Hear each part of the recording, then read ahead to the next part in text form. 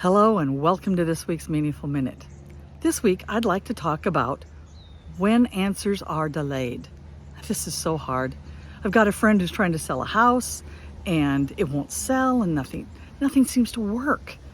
And I have another friend who just lost her job and the unemployment benefits are delayed because of further investigation. She's selling things right now to be able to make her rent tomorrow.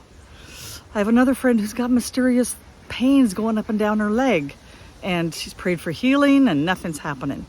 Another friend who's an artist who's trying to sell his paintings and they're not selling. And he's going through a dark night of the soul. This is just so hard because it makes you question God. It makes you question God's goodness and does God care for me? And then am I doing something wrong? And am I praying the wrong way? And, I put my money into the pop machine and there's no pop coming out.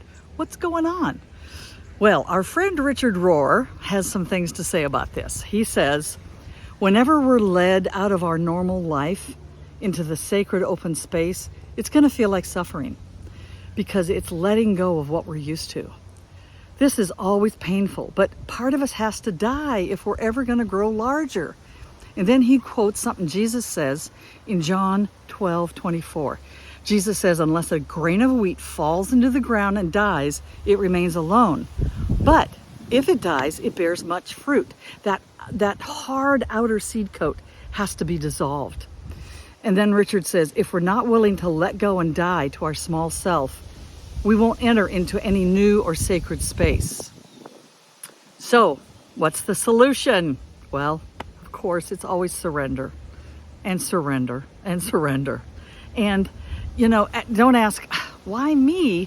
Ask, what are my lessons here, God? And also know that it will get better. So keep this in mind, keep trusting, and have a great week. Bye.